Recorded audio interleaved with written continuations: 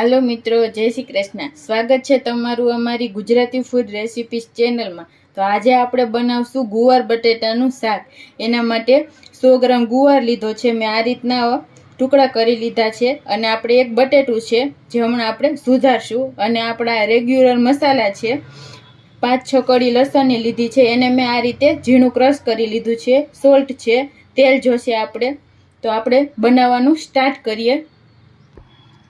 આપણે બટેટાને સુધારી લેશું.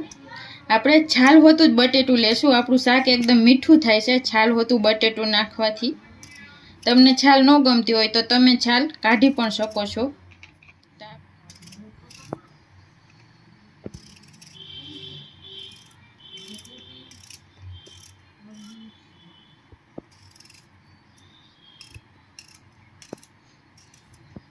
આપણે આને ધોઈ લેશું. તો આપણે આ ગુવાર બટેટા બે ધોઈ લીધું છે. હવે આપણે તેલ મૂકશું, શાક બનાવશું. તો આપણે કુકરમાં તેલ મૂકશું.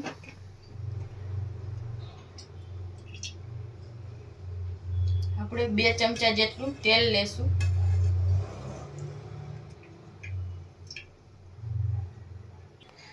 તો આપણું તેલ થોડું ગરમ થાય એટલે આપણે એમાં અડધી ચમચી જીરું એડ કરશું.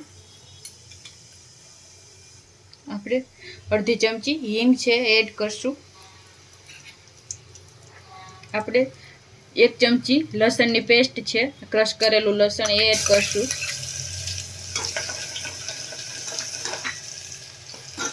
લસણને થોડું બ્રાઉન થવા દેશું.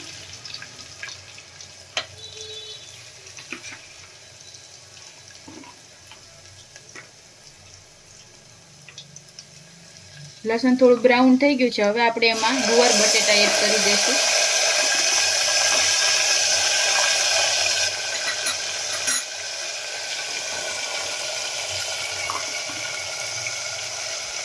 મિક્સ કરશું શાકને.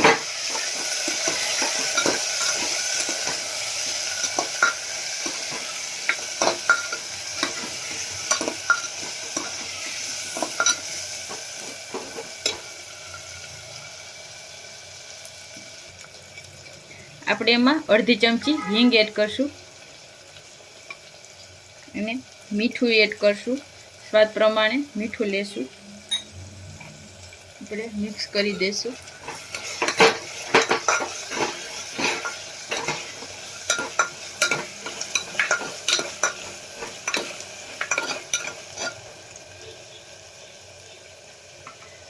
ગેસની ફ્લેમ એકદમ સ્લો રાખશું અને આપણે આને ધીમા તાપે તેલમાં થોડીક વાર માટે ચડવા દેવાનો છે. ચેક કરી લેશું.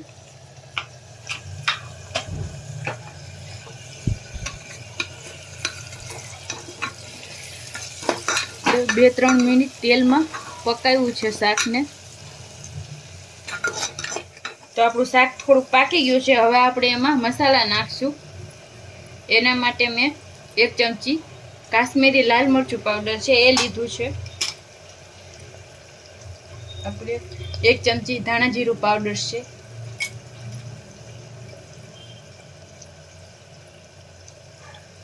ને આપણે અડધી ચમચી તીખું મરચું છે એ એડ કરશું. જો તમે તીખું ન ખાતા હોય તો ખાલી કાશ્મીરી મરચું પણ લઈ શકો છો. હવે આપણે મિક્સ કરશું.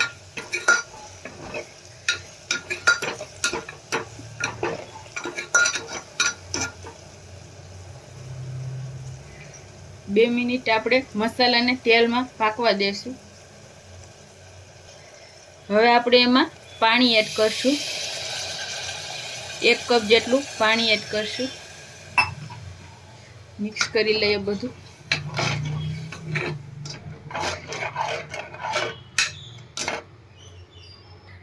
હવે આપણે આમાં થોડી લીલી ધાણા એડ કરશું. મિક્સ કરી દઈશું બધું.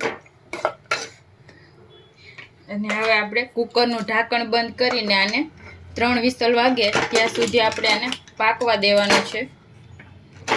તો આપણે આને 3 વિસલ વગાડી લઈએ કુકરને. કુકરની 3 સીટી વાગી ગઈ છે. હવે આપણે ગેસ બંધ કરી દેશું અને કુકરનું પ્રેશર જાતે ઠંડુ થવા દેશું. તો આપણે કુકરનું પ્રેશર ઠંડુ થઈ ગયું છે. હવે આપણે આને ચેક કરી લેશું શાકને.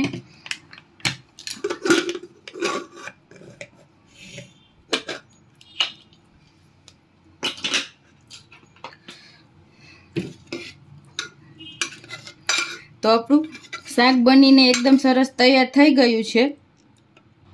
હવે આપણે આ શાકને સર્વિંગ પ્લેટમાં લઈ લેશું.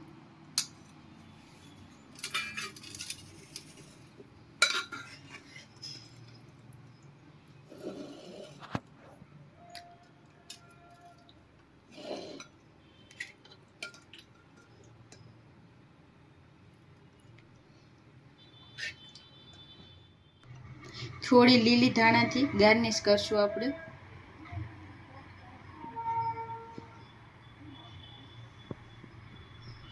તો તૈયાર છે આપણું ગુવાર બટેટાનું શાક.